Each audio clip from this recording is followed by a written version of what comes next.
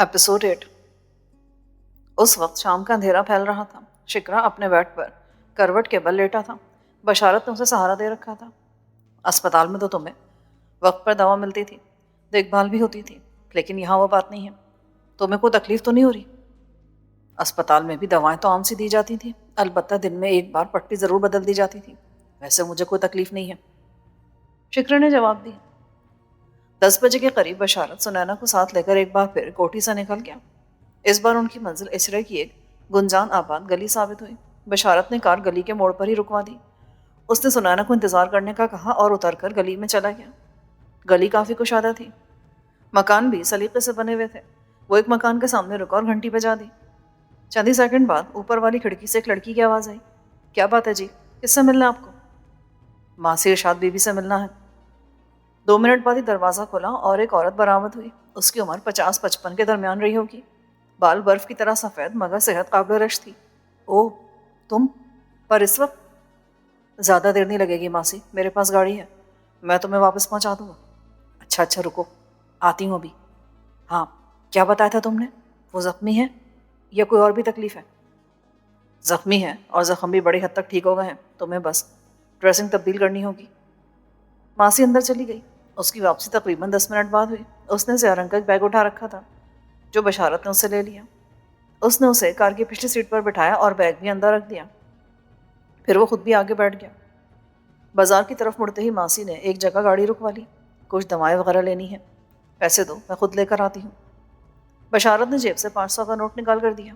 मासी कार से उतरकर कुछ आगे एक मेडिकल स्टोर में दाखिल हो गई।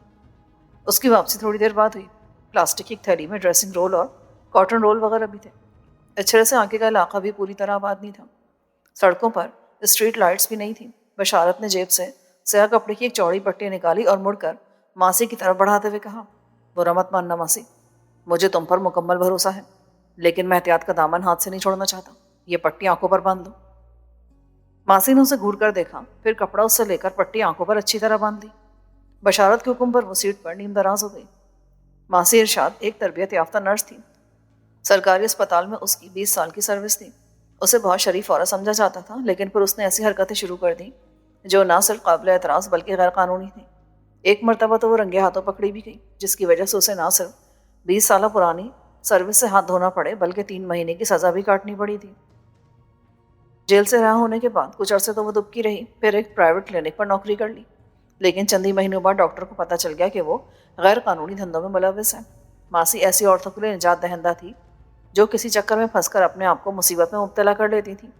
मासी भारी मुआवजा लेकर उन्हें पेट में पलने वाले गुनाह से निजात दिला देती थी। उस डॉक्टर को पता चल गया कि मासी ने यहाँ भी यह धंधा शुरू कर दिया था, लिहाजा उसने फ़ौरन मासी को चलता कर दिया। मासी अब यह धंधा घर पर ही करती थी। लोग भारी मुआवजा देकर उसकी खिदमत हासिल करते। बशारत को उसके बारे में 3-4 महीने पहले पता चला था। उन दिनों वो अपने एक दोस्त से मिलने के लिए यहाँ आया करता था। उस रोज़ वो सड़क के मोड़ पर खड़े थे और मासी को सामने से गुजरते देखकर दोस्त ने बशारत को उसके बारे में बता दिया था। और फिर उसी रोज़ शिकरे को पुलिस की हिरासत से छुड़ाने के लिए प्लानिंग करते हुए बशारत के जहन में यह ख्याल भी आया था कि बाद में शिकरे को मासी की ज़रूरत होगी। उसी वक्त मासी का नाम उसके जहन में उभरा था। मासी इरशाद बीबी 20 साल से अस्पताल में सर्विस कर चुकी थी। उसने हर किस्म के मरीजों को देखा होगा। इतनी पुरानी नर्सें तो डॉक्टर से भी ज़्यादा तजुर्बेकार होती हैं, और फिर शिकरे का केस ज़्यादा पेचीदा नहीं था। बशारत ने उस रोज़ मासी से रब्ता करके उसे आमादा कर लिया और 2000 रुपये एडवांस भी दे दिए थे।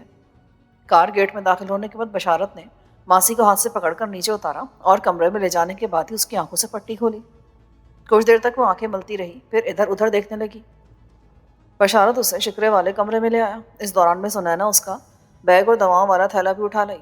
सुनैना के ख्याल में कॉटन का रोल और दवाएं वगैरह ज़्यादा से ज़्यादा 100 रुपये की आई होंगी, मगर मासी ने 500 के नोट से बाकी रकम वापस नहीं की थी। मासी ने शिकरे के जिस्म पर बंधी हुई पट्टी खोल दी और फिर उसकी पुश्त पर 3 जख्म देखकर वो चौंक गई। जख्म भर गए थे। उनके अतराफ की जिल्द गुलाबी माइल थी। वो गहरी नज़रों से उन जख्मों का जायजा ले रही थी। तुमने तो मुझे बताया था कि तुम्हारा बंदा आपस की लड़ाई में घायल हो गया, पर ये तो पुलिस केस है। तुम्हारा हर केस वैसे भी पुलिस केस ही होता है मासी, इसलिए भूल जाओ कि ये कौन सा केस है। तुम्हें इसका इलाज करना है और राजदारी के लिए ही तुम्हें इतनी ज़्यादा रकम दी जा रही है। ये वही लड़का है जिसे कल अस्पताल से फरार कराया गया था, और तुम लोग? उसने जुमला अधूरा छोड़ दिया। उसकी आंखों में खौफ उभर आया। बशारत चौंका। ये तुमने कैसे कह दिया? کہ اسے اسپتال سے فرار کرایا گیا ہے؟ آج اخباروں میں اس کے بارے میں سب کچھ چھپ چکا ہے۔ اگر اس کی تصویر نہیں چھپی تو کیا ہوا؟ اس کے زخم بتا رہے ہیں کہ یہ اسپتال میں زیر علاج تھا، اور آج تمام پرائیویٹ اسپتالوں اور کلینکوں کے لیے یہ وارننگ بھی چھپی ہے کہ یہ شخص علاج کے لیے ان کے پاس آئے تو فوری طور پر پولیس سے رابطہ کیا جائے بصورت دیگر۔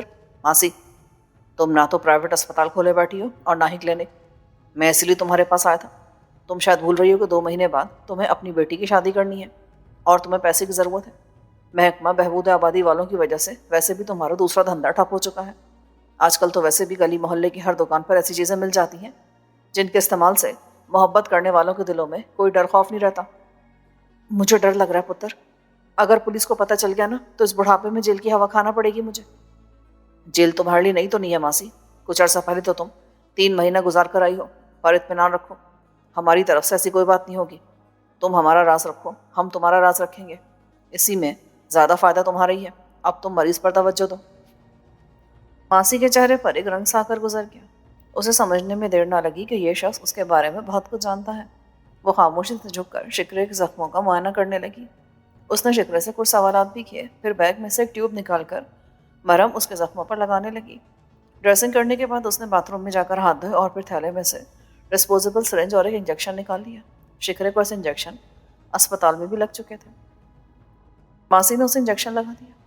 میں انجیکشن اور گولیاں لے آئی تھی۔ انجیکشن لگا دیا ہے، یہ گولیاں دن میں 3 ٹائم دیتے رہنا، زخم خشک ہو جائیں گے اور 2-3 دن بعد ڈریسنگ کی ضرورت بھی نہیں رہے گی۔ چند روز تک یہ مرہم لگا دینا ہی کافی ہوگا۔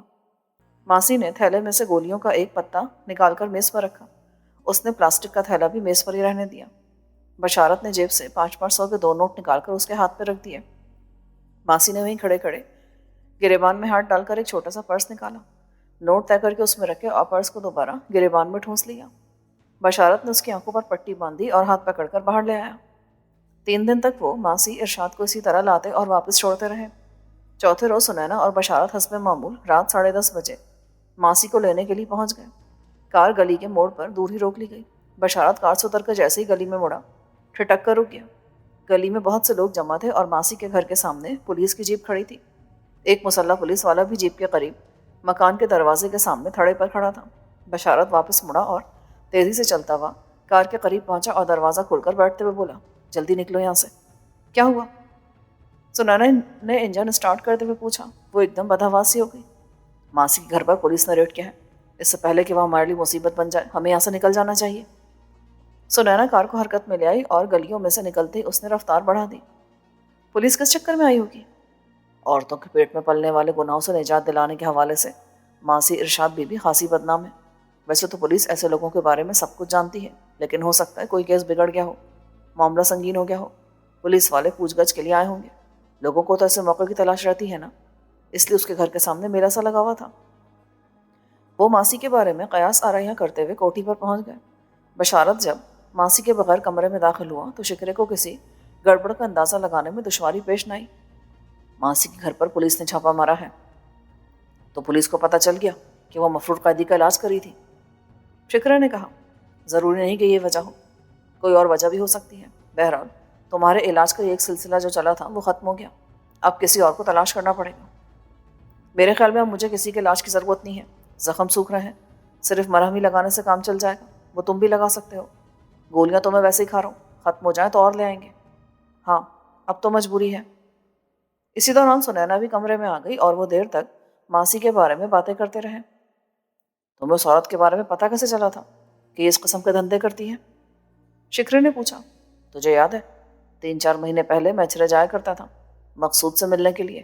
ایک دن ہم موڑ پہ کھڑے باتیں کر رہے تھے کہ ماسی ہمارے قریب سے گزری۔ مقصود نے مجھے اس کے بارے میں بتا دیا۔ اس وقت تو ظاہر ہے میں نے کوئی توجہ نہیں دی، مگر اب کام آ گئی۔ یہ ماسی مصیبتیں اسپتال کی دوائیاں چوری کر کے بیچتی تھی اور اسپتال میں بھی عورتوں کا غیر قانونی دھندا کرتی تھی، اسی لیے اسے نوکری سے نکال دیا گیا اور 3 مہینے کی سزا بھی ہو گئی۔ یہی بتایا تھا نا تم نے؟ ہاں کچھ ایسی ہی بات تھی۔ بات یہ ہے بشارت بہو، پولیس ایسے لوگوں کو نگاہ میں رکھتی ہے۔ صورتحال اس قدر سنگین ہو تو ایسے لوگوں کو بھی چیک کیا جاتا ہے۔ ماسی چونکہ پہلے سے ہی غیر قانونی دھندے کرتی ہے، اس لیے ہو سکتا ہے پولیس کو اس پر شبہ ہوا ہو اور اسے وہ پوچھ گچھ کے لیے پکڑ کر لے گئی ہو۔ تو اس سے کیا فرق پڑتا ہے؟ میں ماسی کی آنکھوں پر پٹی باندھ کر لایا کرتا تھا، وہ یہ نہیں بتا سکتی کہ اسے کہاں لے جایا جاتا تھا، وہ ہمارے بارے میں کچھ نہیں بتا سکتی۔ یہاں تم ایک بہت بڑی غلطی کر رہے ہو بشارت. تمہاری گڈی، ہو سکتا ہے اس ماسی مصیبت نے گڈی کا نمبر یاد رکھا ہو اور وہ نمبر پولیس کو بتا دے. ہاں یہ تو سوچنے کی بات ہے. بشارت کی آنکھوں میں تشویش ابھر آئی. یہ تو میرے ذہن میں نہیں رہا. بہرحال اس سلسلے میں ہمیں محتاط رہنا پڑے گا. رات کا 1 بج گیا تھا. سنینا جمائیاں لے رہی تھی. وہ اٹھ کر اپنے کمرے میں چلی گئی. اس نے اپنا بیڈ بشارت والے کمرے میں لگا رکھا تھا اور وہیں سوتی تھی. سنینا کے جانے کے بعد بھی بشارت دیر تک شکرے سے بیٹھا باتیں کرتا رہا، پھر اٹھ کر اپنے کمرے میں آ گیا. سنینا سو گئی تھی. بشارت بھی اپنے بستر پر لیٹ گیا. صبح اس کی آنکھ کھلی تو سنینا کا بستر خالی تھا. باتھ روم کے شاور سے پانی گرنے کی آواز آ رہی تھی. وہ شکرے کے کمرے میں آیا تو وہ سو رہا تھا. بشارت دوبارہ آ کر بیڈ پر لیٹا اور آنکھیں بند کر لی. تقریباً 10 منٹ بعد باتھ روم کا دروازہ کھلا. سنینا باہر آئی. اس کے ساتھ ہی دروازے کے باہر چپل گھسیٹ کر چلنے کی آواز سنائی دی. ان دونوں نے بیک وقت دروازے کی طرف دیکھا. دونوں چونک پڑے. بشارت دروازہ کھول کر باہر نکلا. وہ شکرا تھا جو اپنے کمرے سے نکل کر باہر کچن کی طرف جا رہا تھا. ٹانگ پر گولی لگنے کی وجہ سے وہ پیر گھسیٹ کر چل رہا تھا. دروازہ کھلنے کی آواز پر اس نے مڑ کر بشارت کو دیکھا. پیاس لگ رہی تھی یار. میں نے سوچا تجھے آواز دینے کے بجائے خود ہی اٹھ کر پانی پی لوں. میں پلاتا ہوں. بشارت نے تیزی سے فریج میں سے ٹھنڈے پانی کی بوتل نکالی، پھر ایک گلاس میں پانی نکال کر شکرے کو دیا. وہ دونوں ہال میں صوفے پر بیٹھ گئے. تھوڑی دیر بعد سنینا بھی آ گئی. پھر وہ چائے پی رہے تھے کہ باہر کا گیٹ زور زور سے دھڑ دھڑایا گیا. بشارت اچھل پڑا. میں دیکھتی ہوں. بشارت بھی اٹھ کر دروازے کی آڑ میں کھڑا ہو گیا. اس نے شکرے کو وہیں بیٹھے رہنے کا اشارہ کیا. سنینا نے پہلے برآمدے میں آ کر پوچھا کہ کون ہے. کوئی جواب نہ پا کر وہ آگے گئی اور پھر گیٹ کی جھری سے باہر جھانکنے لگی. اس نے ذیلی دروازہ کھولا اور گردن ڈال کر دائیں بائیں دیکھنے لگی. اس کے منہ سے گہرا سانس نکل گیا. گیٹ کے دائیں طرف ایک عورت کھڑی تھی. اس کی عمر 24-25 کے لگ بھگ رہی ہوگی. پھولدار چھینٹ کی قمیض، کالی شلوار اور سر پر میلی سی چادر تھی. پیروں میں پرانے سینڈل تھے. وہ جوان تھی. رنگ گورا اور چہرے کے نقوش بھی دلکش تھے، مگر لباس سے وہ گھروں میں کام کرنے والی ماسی قسم کی عورت لگتی تھی. کیا بات ہے؟ کون ہو تم؟ بی بی کوئی کام دے دو. ارے نہیں کوئی کام، بھاگ یہاں سے.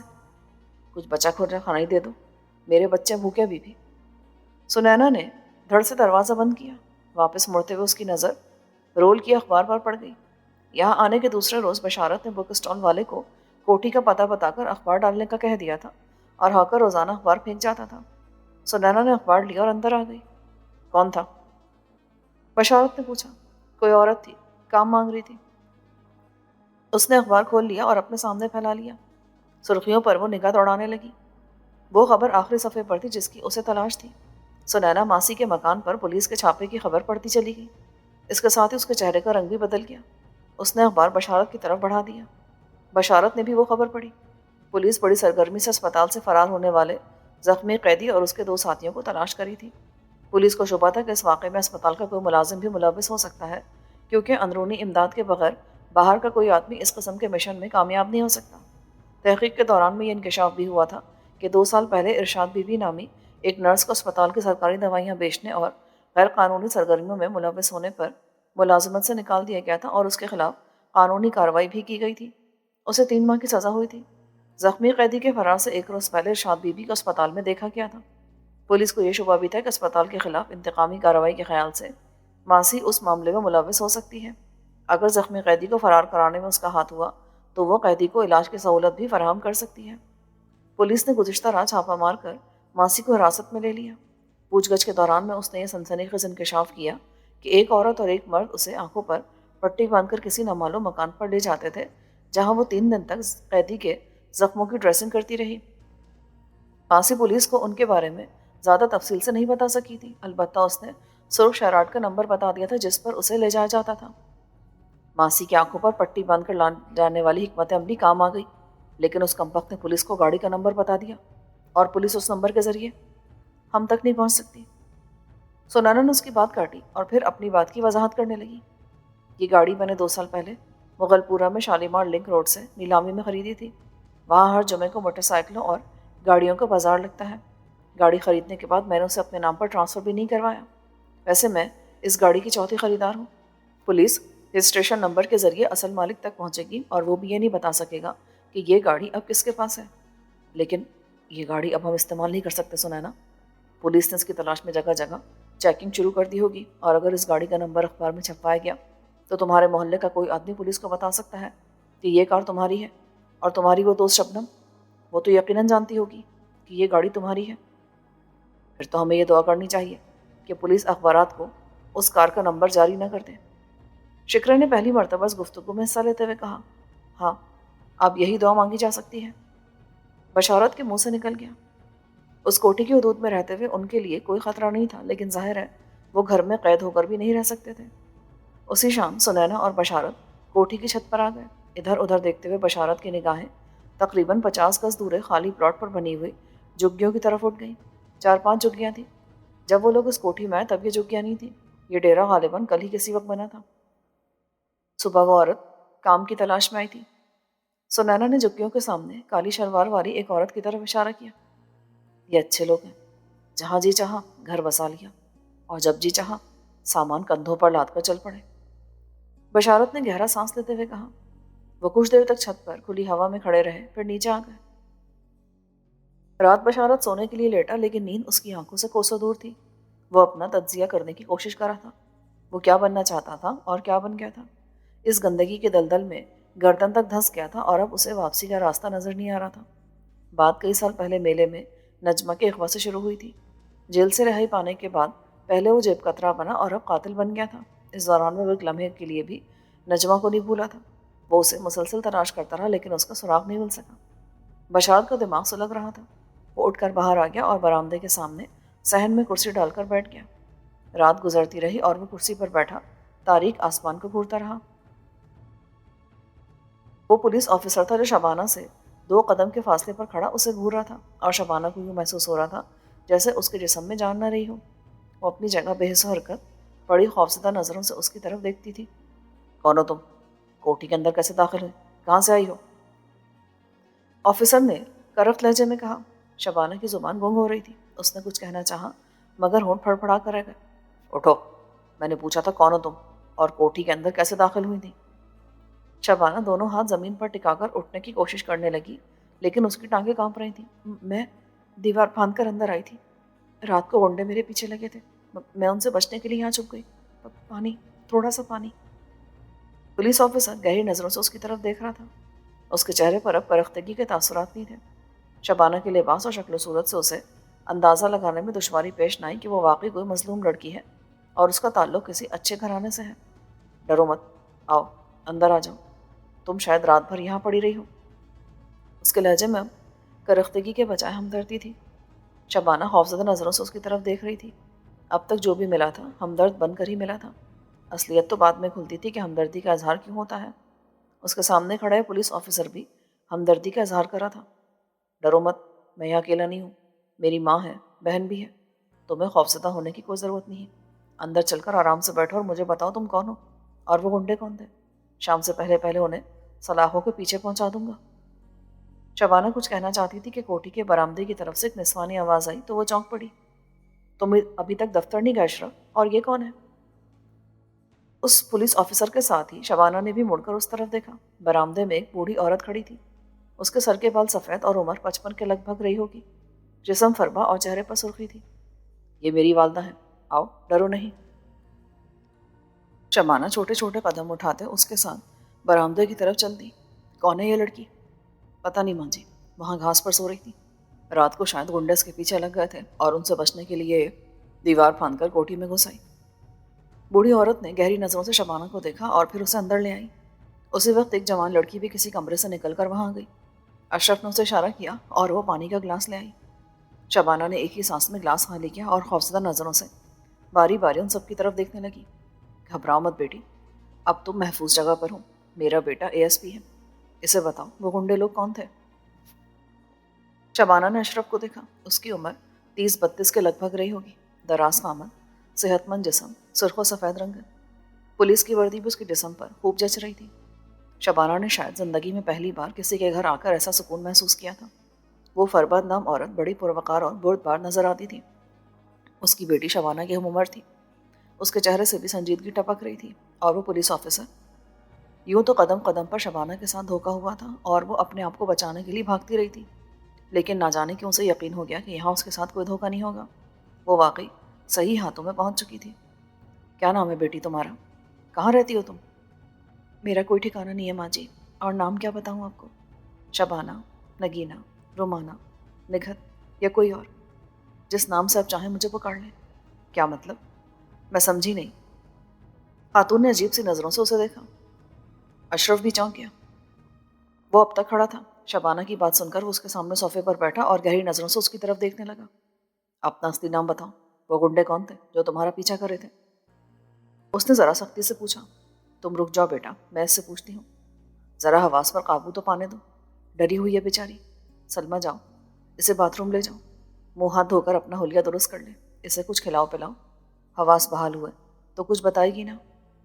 सलमा शबाना को अपने कमरे में ले गए और गुसल खाने का दरवाज़ा खोल दिया। आधे घंटे बाद शबाना उस कमरे से निकली तो बड़ी हद तक अपने आप पर काबू पा चुकी थी। एएसपी अशरफ उस वक्त फ़ोन पर बात कर रहा था। मैं ज़रा देर से आऊँगा। हाँ हाँ, घर पर ही हूँ। कोई ख़ास बात हो तो मुझे फ़ोन कर देना। उसने फ़ोन बंद किया और शबाना को देखने लगा, जो माँ जी के करीब सोफे पर बैठ गई थी। उस वक्त नौकर ने शबाना के सामने सेंटर टेबल पर नाश्ता लगा दिया। नाश्ता कर लो बेटी, आराम से बैठो, तुमसे बाद में बात करेंगे। शबाना ने रात को भी खाना नहीं खाया था और इस वक्त उसके पेट में ऐंठन सी हो रही थी। वो सर झुकाकर खामोशी से नाश्ता करने लगी। अशरफ उठकर अपने कमरे में चला गया। नाश्ते के बाद माँ जी ने उसके और अपने लिए चाय मंगवा ली। हाँ बेटी, अब बताओ, कौन हो तुम? कहाँ से आई हो? और ये तुमने क्या कहा कि तुम्हारा कोई नाम नहीं, कोई ठिकाना नहीं? मेरा इस दुनिया में कोई नहीं है माँ जी। इसी दौरान में अशरफ भी अपने कमरे से निकलकर एक सोफे पर बैठ चुका था। मैंने इतने ठिकाने बदले हैं, हर जगह मुझे एक नया नाम दिया गया। अब तो मैं अपने आप को भी भूलती जा रही हूँ। हौसला रखो बेटी, शुरू से बताओ, तुम कौन हो? कहाँ की रहने वाली हो?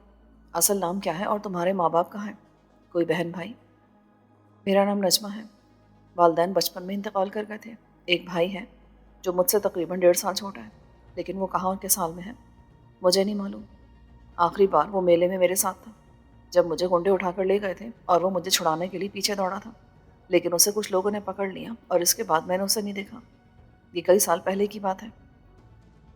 वो कुछ देर को खामोश हुई, फिर अपनी कहानी सुनाने लगी। आखिर में वो कह रही थी, मैं 4 साल से आलकोट में एक ज़मींदार के घर रही और फिर एक रोज़ घर की एक मुलाजमा ने मुझे बताया कि ये लोग मुझे बेचने का प्रोग्राम बना रहे हैं। चंद रोज़ बाद मुझे सरहद पार बेच दिया जाएगा। उसी रोज़ मुलाजमा ने मुझे एक रिश्तेदार के साथ ज़मींदार के घर से भगा दिया, जो मुझे फैसलाबाद ले गया। लेकिन चंद रोज़ बाद ही मुझे पता चल गया कि इन लोगों की भी नीयत ठीक नहीं थी। मैं एक रात उनके घर से भाग निकली। पुलिस ने मुझे पकड़कर एक रफ़ाही इदारे में भेज दिया, जहाँ मेरी तरह और भी बहुत सी बेसहारा बच्चियाँ और बच्चे मौजूद थे।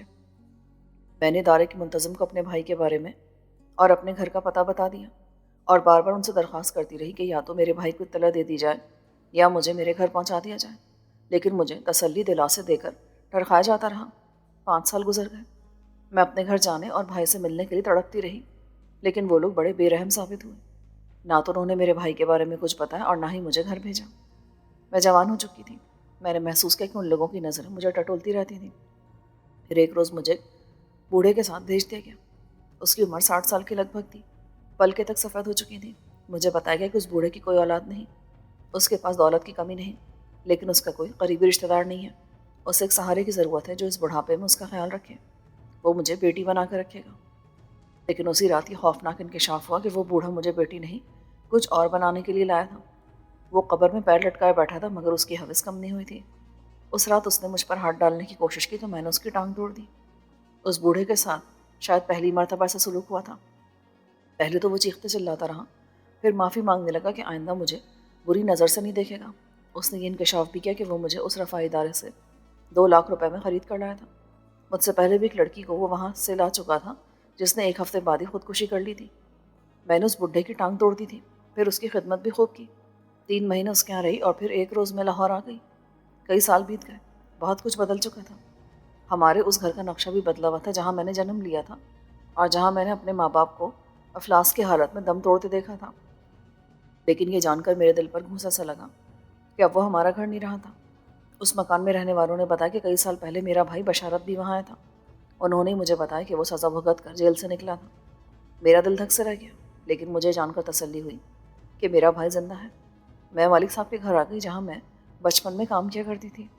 मलकानी ने मुझे पहचान लिया। उसने मेरी दास्तान भी बड़ी हमदर्दी से सुनी لیکن اس نے مجھے اپنے گھر میں رکھنے سے انکار کر دیا۔ اس کے بیٹے جوان ہو چکے تھے اور وہ کسی غیر لڑکی کو گھر میں رکھنا نہیں چاہتی تھی۔ میں بھائی کو تلاش کرتی رہی، چودھری عمر کے پاس بھی گئی جس نے ہمارا مکان بیچا تھا۔ اس نے بتایا کہ بشارت کئی سال پہلے اس کے پاس آیا تھا اور دھمکی دے کر چلا گیا تھا۔ مجھے چودھری نہیں بتایا کہ بشارت مجرمانہ زندگی اختیار کر چکا ہے۔ میرے پاس اگرچہ کچھ پیسے تھے مگر میں کسی ہوٹل میں جانے کا خطرہ مول نہیں لے سکتی تھی۔ میں نے وہ رات میں اسپتال کے لان میں گزاری تھی جہاں اور بھی بہت سے لوگ موجود تھے۔ دن چڑھے میں نے ایک بار پھر بشارت کی تلاش شروع کر دی لیکن مجھے اس کا کوئی سراغ نہیں ملا۔ البتہ میں کچھ ایسے لوگوں کے ہاتھ لگ گئی جنہوں نے مجھے مسلم ٹاؤن کے ایک رفاہی ادارے میں پہنچا دیا۔ دارالعمان میں میرے جیسی اور بھی بے سہارا لڑکیاں موجود تھیں۔ انہیں وہاں کام بھی سکھائے جاتے تھے۔ بعد میں پتہ چلا کہ وہ رفاہی ادارہ حافظ عبدالرشید کی نگرانی میں چل رہا تھا، جس کے تمام اخراجات حافظ عبدالرشید برداشت کرتا ہے۔ میں 2-3 ہفتے اس ادارے میں رہی اور پھر ایک روز حافظ عبدالرشید وہاں آیا اور مجھے اپنی کوٹھی میں لے گیا۔ میں 3 سال اس کوٹھی میں رہی۔ حافظ عبدالرشید مجھے بیٹی کہتا تھا۔ وہ واقعی بہت نیک اور شریف آدمی ثابت ہوا، لیکن گزشتہ رات اس کی نیکی اور شرافت کا پول کھل گیا۔ باجی، سلمہ اور اشرف خاموش بیٹھے اس کی باتیں سن رہے تھے۔ اشرف نے کہا، کیا ہوا؟ گزشتہ رات کیا ہوا تھا؟ حافظ نے میرا سودا کر دیا، ایک عرب شیخ کے ہاتھ اپنی منہ بولی بیٹی کو 20 لاکھ میں بیچ دیا۔ کیا؟ یہ تم کیا کہہ رہی ہو بیٹی؟ ماں جی نے کہا، حافظ عبدالرشید تو بہت نیک اور پرہیزگار آدمی ہے، نیکی بھلائی کے کاموں میں بڑھ چڑھ کر حصہ لیتا ہے، ہر شخص اس کی تعریف کرتا ہے۔ 3 سال تک میں بھی یہی سمجھتی رہی تھی۔ گزشتہ رات اگر سب کچھ اپنے کانوں سے نہ سنا ہوتا تو مجھے بھی یقین نہیں آتا۔ حافظ نے عرب شیخ سے میری قیمت بھی 20 لاکھ روپے وصول کر لی ہے۔ میں رات بھر کانٹوں پر لوٹتی رہی۔ میری سمجھ میں نہیں آ رہا تھا کہاں جاؤں، کس پر اعتماد کروں۔ ہر طرف خوخار بھیڑیے گھات لگائے بیٹھے ہیں۔ انسان نہیں رہا، شیطان بن گیا ہے۔ کاش مجھے میرا بھیا مل جاتا۔ وہ سسکیاں لینے لگی۔ گھبراؤ مت بیٹی، حوصلہ رکھو، اب تم محفوظ جگہ پر ہو، تمہارے ساتھ کوئی زیادتی نہیں ہوگی، تمہارا بھائی بھی انشاءاللہ ضرور ملے گا اور حافظ جیسے لوگوں کو بھی سزا ضرور ملے گی۔ مگر تم یہاں تک پہنچی کیسے؟ نجمہ اس کے سینے سے لگی پھوٹ پھوٹ کر روتی رہی۔ میں نے غلط کہا تھا کہ گنڈے میرے پیچھے لگے تھے۔ رات 3 بجے میں حافظ کے گھر سے نکلی اور چھپتی چھپاتی اس طرف آ گئی۔ پھر چوکیدار کو دیکھ کر اس کی نظروں سے بچنے کے لیے میں اس کوٹھی کی دیوار پھاند کر اندر آ گئی۔ میں دوڑتے دوڑتے بری طرح تھک چکی تھی، میری ٹانگیں شل ہو گئی تھیں۔ میں نرم گھاس پر لیٹی تو آنکھیں بند ہونے لگی اور پتہ نہیں کب میں وہیں پڑے پڑے سو گئی۔ اللہ جو کرتا ہے بہتر ہی کرتا ہے، اب تم بالکل پریشان مت ہو، سب کچھ ٹھیک ہو جائے گا، ماں جی نے کہا۔ اشرف پوری توجہ سے نجمہ کی باتیں سنتے ہوئے بڑی گہری نظروں سے اس کی طرف دیکھ رہا تھا۔ اس کے خیال میں نجمہ نے جو کچھ بھی کہا تھا اس میں جھوٹ اور جھانسے کا ایک لفظ بھی شامل نہیں تھا۔ وہ نجمہ کو لے کر الگ بیٹھ گیا اور تقریباً 1.5 گھنٹے تک اس سے سوال جواب کرتا رہا۔ ٹھیک ہے، آخر کار اس نے کہا، تم اطمینان سے یہاں رہو، تمہیں کوئی پریشانی نہیں ہوگی، میں حافظ کا بھی بندوبست کرتا ہوں اور تمہارے بھائی کو بھی تلاش کروں گا۔ کیا نام بتایا تھا تم نے اس کا؟ بشارت۔ یہ نام مجھے کچھ سنا ہوا سا لگتا ہے۔ بشارت علی نام ہے اس کا۔ مجھے چودھری عمر نے بتایا تھا کہ بشارت جب اس کے پاس مکان کا حساب لینے آیا تو اس نے اپنا نام بشارت بتایا تھا۔ ٹھیک ہے، میں تلاش کر لوں گا اسے۔ اس نے اپنی ماں اور بہن سے علیحدگی میں کچھ باتیں کی اور دفتر کے لیے روانہ ہو گیا۔ وہ حافظ کے بارے میں سوچ رہا تھا۔ وہ جانتا تھا کہ اس جیسے شخص پر ہاتھ ڈالنا اتنا آسان نہیں ہوگا۔ ماں جی نجمہ کو تسلی دلاسے دیتی رہیں۔ پھر سلمہ نجمہ کو اپنے کمرے میں لے گئی۔ دونوں ہم عمر تھیں، جلدی ایک دوسرے سے بے تکلف ہو گئیں۔ سلمہ اسے اپنے اور گھر والوں کے بارے میں بتاتی رہی۔ 6 بجے کے قریب اشرف کا فون آیا۔ کال سلمہ نے ریسیو کی۔ اس نے بتایا کہ مصروفیت کی وجہ سے وہ رات کو گھر دیر سے آئے گا۔ اس روز اس کی واپسی رات 11 بجے کے قریب ہوئی تھی۔ سب لوگ 9 بجے ہی کھانا کھا چکے تھے۔ اشرف کپڑے بدل کر کھانے کی میز پر بیٹھا تو ماں جی اور سلمہ بھی اس کے پاس ہی بیٹھ گئیں۔ نجمہ کمرے میں تھی۔ کچھ معلوم کیا بیٹا؟ آج اسی سلسلے میں مصروف رہا ہوں ماں جی۔ حافظ عبدالرشید کی جڑیں بہت گہری ہیں، ایسے لوگوں پر ہاتھ ڈالنا آسان نہیں ہوتا۔ میں نے بہرحال اپنے افسران کو قائل کر لیا ہے، کل سے حافظ کے خلاف خفیہ انکوائری شروع ہو جائے گی، لیکن صرف نجمہ کا بیان ہی کافی نہیں ہوگا۔ اس کے خلاف کوئی کارروائی کرنے کے لیے مزید ٹھوس ثبوت درکار ہوں گے۔ یہ کیس مجھے ہی دیا گیا ہے۔ میں نے اپنے چند اعتماد کے آدمی تحقیقات پر لگا دی ہیں۔ اس کے دارالعمان کے بارے میں بھی تحقیقات کی جانی ہے اور یہ بھی معلوم کیا جائے گا کہ حافظ کے ذرائع آمدنی کیا ہیں اور اس کے پاس اتنی دولت کہاں سے آئی۔ انشاءاللہ چند روز بعد کوئی نمایاں صورتحال سامنے آئے گی۔ اور نجمہ کے بھائی کے بارے میں کچھ معلوم ہوا؟ جی، اس سلسلے میں بھی کچھ پیش رفت ہوئی ہے۔ میں نے شہر کے تمام تھانوں سے معلومات حاصل کی ہیں۔ بشارت نام کا ایک جیب کترا نسبت روڈ تھانے کی حدود میں سرگرم تھا، لیکن چند روز پہلے وہ اچانک لاپتہ ہو گیا۔ کہاں؟ दरअसल चंद हफ्ते पहले रंग महल के इलाके में राहजानी की एक वारदात हुई थी, जिसमें एक मालदार शख्स के 2 आदमी मारे गए। एक राहजन शदीद जख्मी हुआ और दूसरा फरार होने में कामयाब हो गया। जख्मी राहजन अस्पताल में नीम बेहोशी की हालत में बशारत का नाम पुकारता रहा। उस वक्त वहाँ पर मौजूद एक एएसआई ने यह समझा कि बशारत उस जख्मी राहजन का वो साथी होगा जो फरार हो गया। जख्मी का ताल्लुक निस्बत रोड के एक बदनाम अड्डे से था। उस एएसआई को यकीन था कि बशारत उस अड्डे पर छुपा होगा। उसने अफसरान को इत्तला दिए बगैर चंद कांस्टेबलों के साथ उस अड्डे पर छापा मार दिया।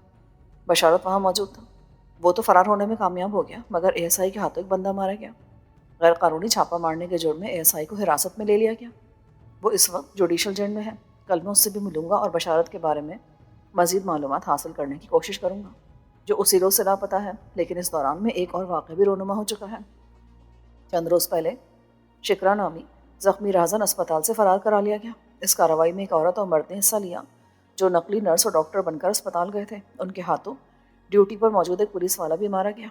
उस केस के तफ्तीशी अफसर का कहना है कि शिकरे का साथी बशारत हो सकता है, जिसने किसी औरत के साथ मिलकर ये कार्रवाई की थी। और 2-3 रोज़ पहले इचरा पुलिस ने अस्पताल की एक साबिका नर्स को भी शक की बिना पर हिरासत में लिया था, जिसने यह एतराफ़ किया है कि वो 3 दिन तक उस जख्मी कैदी की मरहम पट्टी करती रही है जिसे अस्पताल से फ़रार कराया गया था। उसे एक औरत और एक मर्द आंखों पर पट्टी बांध कर ले जाते थे। उसने उन दोनों का जो हुलिया बताया है वो वही है जो अस्पताल में उस रात ड्यूटी पर मौजूद संतरियों ने बताया था। पुलिस उन्हें तलाश करी है। एक सुराग भी मिला है, लेकिन अभी तक कोई पेशरफ ना हो सकी। माजी और सलमा खामोशी से अशरफ की बातें सुनती रहीं। उसने जो सूरत हाल बताई थी वो बड़ी खौफनाक थी।